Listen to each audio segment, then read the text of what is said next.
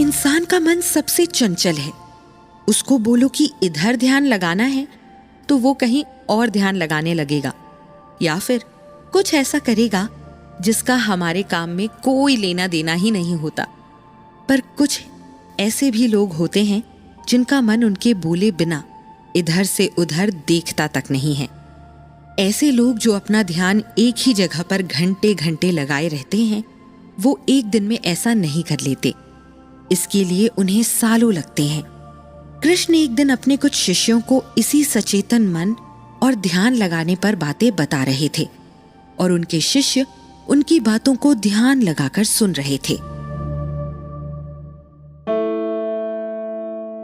देखो, हम इंसान हैं और हमारी आदत है किसी को भी देखकर या उसकी बातें सुनकर उसके बारे में तरह तरह की बातें सोच लेना, मानो वो कौन होगा, या फिर क्या करता होगा, या फिर ये अच्छा आदमी है या फिर बुरा। ये सब कुछ हम उस आदमी की एक बात सुनकर उसके पूरे चरित्र के बारे में खोजबीन कर लेते हैं, और ये एक सबसे बुरी आदत है। इसके अलावा हमारा मन बिल्कुल भी एकाग्र नहीं होता है। आप लोग तो जानते ही होंगे कि सामान्य इंसान का दिमाग सिर्फ 3% ही काम करता है। अगर इंसान अपने दिमाग को एकाग्र करे या फिर ध्यान लगाए तो उसका दिमाग न जाने इस दुनिया में क्या कुछ कर सकता है। पर हम अच्छी चीजों के अलावा बाकी सब चीजों में मन लगाते हैं। एक शिष्य कृष्ण की बातें सुनकर भी ज्यादा कुछ समझ नहीं पा रहा था। उसने बिना सोचे ही अपने गुरु से इस बारे में सवाल किया।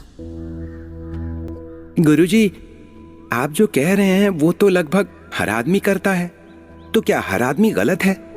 और अगर सब गलत है तो फिर इसे ठीक कैसे किया जा सकता है?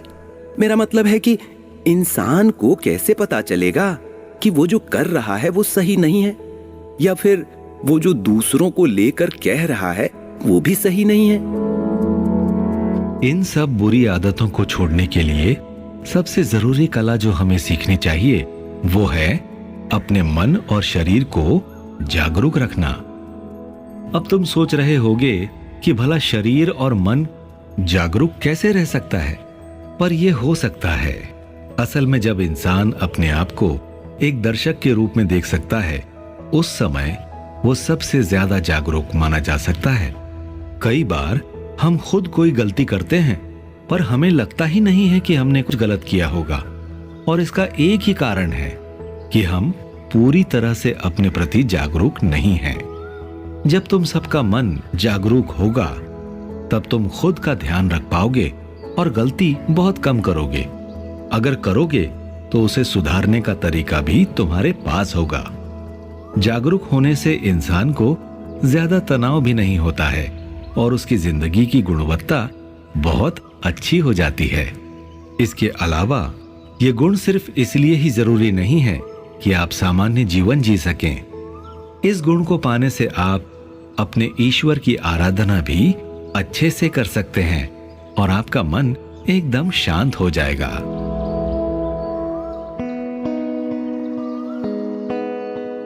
कृष्ण की बात सुनकर सब लोगों को ऐसा लग रहा था जैसे कि वो किसी जादू की कक्षा में हैं और वाकई वो अपने ईश्वर को पा सकते हैं।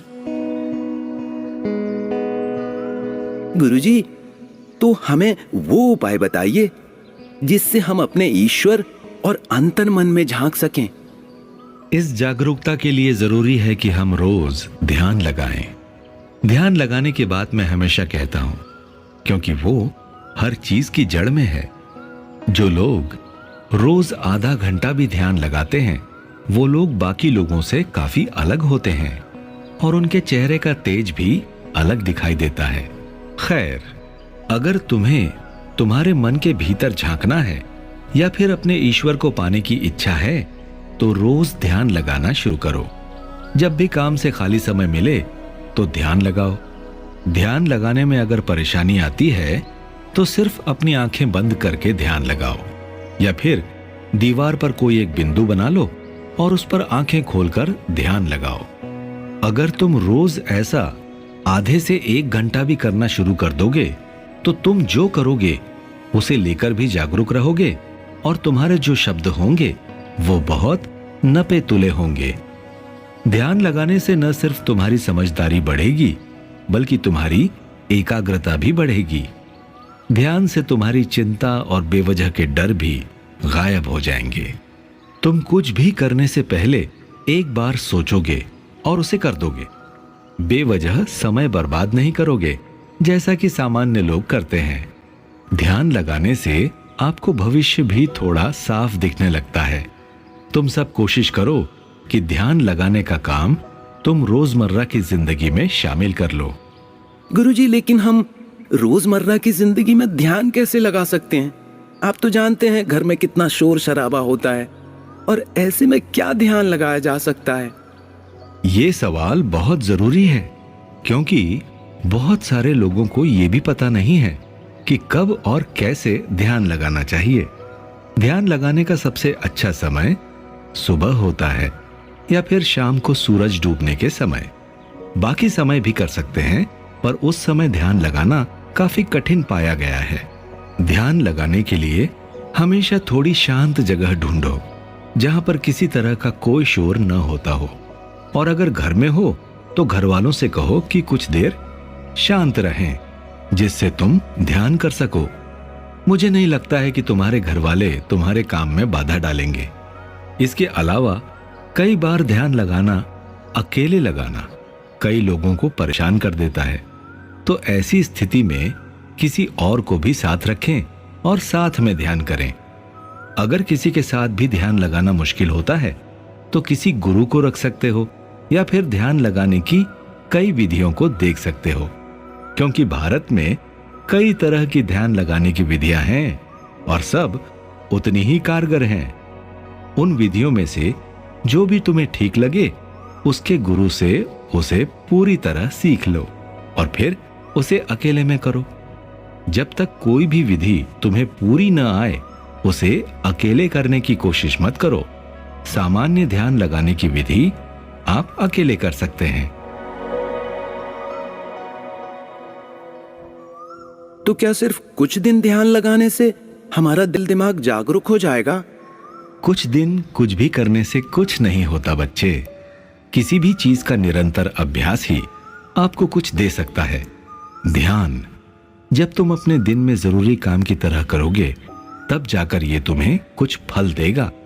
जब तुम अच्छे से ध्यान करना सीख जाओगे और वाकई ये तुम्हारी जिंदगी का हिस्सा होगा तो तुम महसूस करोगे कि तुम किसी भी बात पर ज्यादा बेवजह नहीं सोचते और न ही फालतू चिंता करते हो। तुम लोगों को देखकर उनके चरित्र की फालतू बातें नहीं करते हो, बल्कि सिर्फ ऐसी बातें करते हो जो वाकई काम की हो। ध्यान लगाते हुए कभी कभी तुम्हें यह एहसास होगा मानो एक पल को तुम्हें याद ही नहीं था कि तुम कहां पहुंच गए थे, और उसी पल में कहते हैं हमें ईश्वर मिल जाता है। किसी को ईश्वर याद नहीं रहता है, पर उस एक पल में क्या हुआ होता है ये भी किसी को याद नहीं रहता है। खैर, ईश्वर मिलना तो एक दूसरी बात है। इस इंसानी जिंदगी को चिंता मुक्त जीना ईश्वर से मिलने जैसा ही है। अपने गुरु की बातें सुनकर सब शिष्यों ने मन बना लिया था कि वो अपने दिन के कामों में ध्यान को भी शामिल करेंगे। हमें भी अपनी भाग दौड़ भरी जिंदगी में ध्यान को शामिल करना चाहिए।